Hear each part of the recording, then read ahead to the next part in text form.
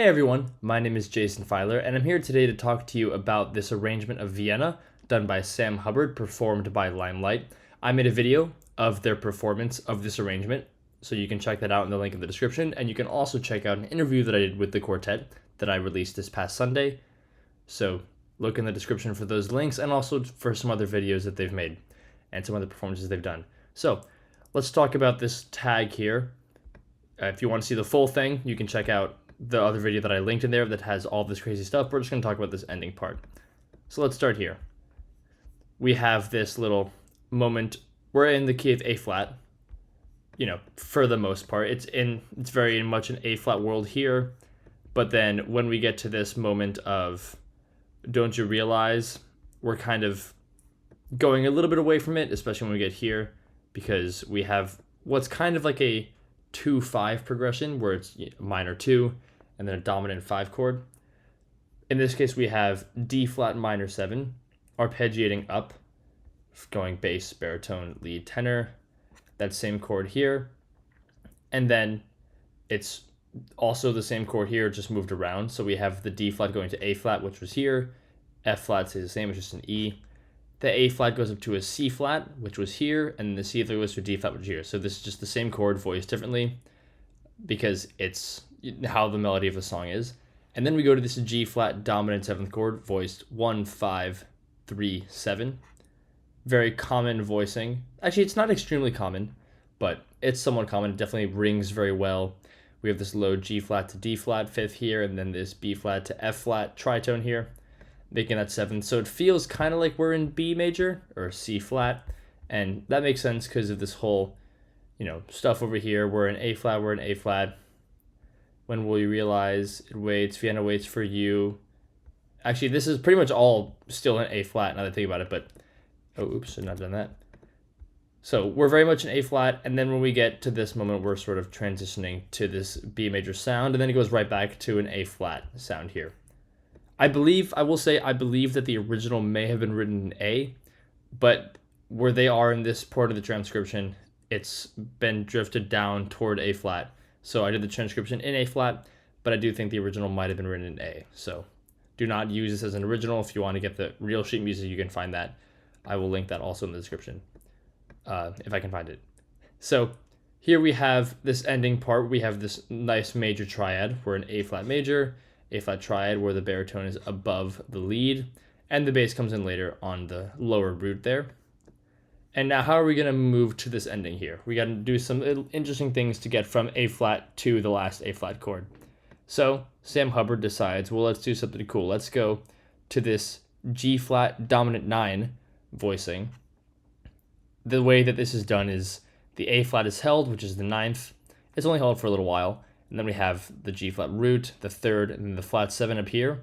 So during this rest, while the lead breathes, it's kind of just a normal G flat 7 chord, no 5th, but the 5th is not necessary, especially in a dominant 9 chord. The 5th is not necessary at all. We have the 3rd is right here. The 9th is taking sort of the place of the 5th, but it just adds a nice cool color to the sound, and it's held from before. So we get here, we have this D flat minor 7 chord, which then goes to a D flat minor 6 chord after the lead goes from C flat to B flat. And that's also very common. You might hear flat 7 dominant to 4 minor 6 to 1, but it doesn't go to 1. It goes to this C flat 6 chord or B6 chord, but I like to think of it as C flat because we have an A flat, which is sort of what this whole part of the song is based out of. But we have a C flat chord, which makes sense coming from here. This nice 5th on the bottom, another 5th up here, but the A flat is the 6th, and then the lead jumps here above the tenor. Forgive me for not putting the X's above these notes like I should have. The X's, by the way, denote that the tenor is below the lead, and in this case, the tenor is in fact below the lead. There should be X's there, but I didn't put them for the transcription video.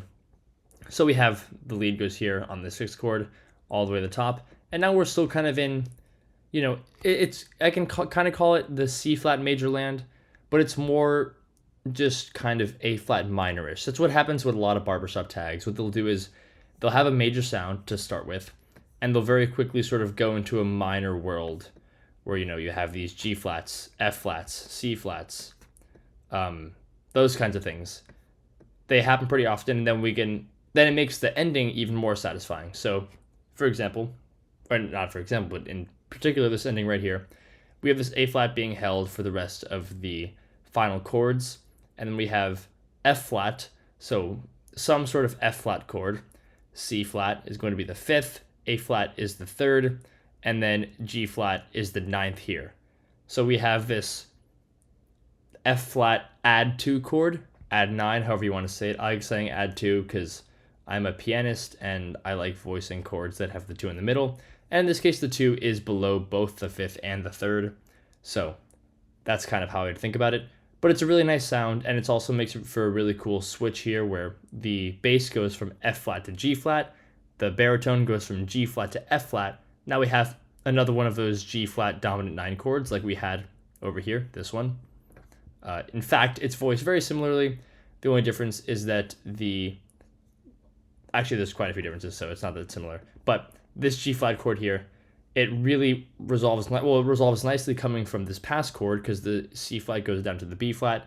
It's very, very close. And then these two switch here, which makes it really sound cohesive. And then it all resolves very, very well to this final major triad with the root doubled, as is often the case in these barbershop endings. But we have the G flat going to the A flat, F flat resolves down a half step, and then B flat resolves up a whole step. Very common movement for the end of tags, especially when the post is the highest voice in the chord, because it makes it very easy for all these to voice lead when you have this dominant 9. Because if it doesn't happen too often that it's a flat 7 chord going to the 1, more often it is a 4 minor chord.